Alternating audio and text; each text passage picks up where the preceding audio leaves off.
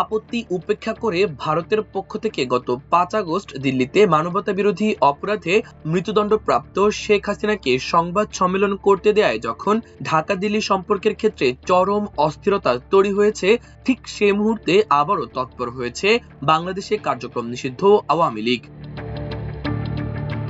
Hand in hand foundation ও এর সহযোগী সংগঠনগুলোর উদ্যোগে দিল্লিতে ইউরো এশিয়ার সম্পর্ক শান্তি, সমৃদ্ধ ও টেকসই উন্নয়নের জন্য অংশীদারত্ব শীর্ষক এক সেমিনারের আয়োজন করা হয়েছে। আগামী ২৯ আগস্ট দিল্লিতে অবস্থিত ফরেন করেসপন্ডেন্ট ক্লাবে এই সেমিনার অনুষ্ঠিত হবে। দিল্লির কূটনৈতিক সূত্রগুলো জানিয়েছে, এ আয়োজনের নেপথ্যে রয়েছেন বিগত আওয়ামী লীগ সরকারের পররাষ্ট্রমন্ত্রী ডক্টর হাসান মাহমুদ এবং ইউরোপে আশ্রয় নেওয়া আওয়ামী লীগের কতিপয় নেতা। এই সেমিনারের পেছনে সরাসরি ভারত সরকারের কোনো সংশ্লিষ্টতা না থাকলেও ভারতীয় গোয়েন্দা সংস্থার একটি অংশের পরোক্ষ সমর্থন রয়েছে বলে জানা গেছে। তবে দিল্লির কূটনৈতিক সূত্রগুলো বলছে, ঢাকার সঙ্গে সম্পর্ক স্বাভাবিক করতে দিল্লির পক্ষ থেকে নতুন করে উদ্যোগ নেওয়া হয়েছে। এ পরিস্থিতিতে আগামী ২৯ তারিখের সেমিনার শেষ পর্যন্ত অনুষ্ঠিত হবে কিনা সে নিয়ে সন্দেহ রয়েছে।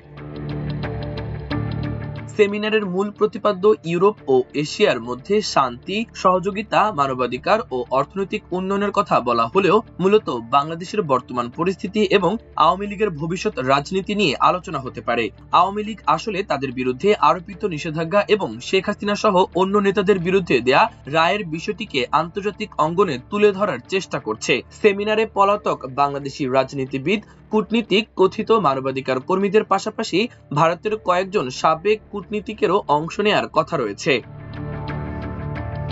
সেমিনারে ডক্টর হাসান মাহমুদ ছাড়াও অন্যদের মধ্যে ইউরোপীয় পার্লামেন্টের সদস্য ডক্টর ওন্দ্রেজ দোস্তাল, লেখক ও মুক্তিযোদ্ধা ডক্টর নুরুন নবী, সাবেক রাষ্ট্রদূত পিটার ফাহরিন হোলোজ, বাংলাদেশে নিযুক্ত ভারতের সাবেক high commissioner Veena Sikri, doctor Jahanara Arju, SP global ফোরামের chairman S Venkat Narayan, united diplomatic কাউন্সিলের সভাপতি doctor Asif Iqbal, hand in hand ফাউন্ডেশনের সেক্রেটারি AFM গোলাম জিলানির অংশ নেওয়ার কথা রয়েছে। মাল্টিমিডিয়া ডেস্ক, আমার দেশ।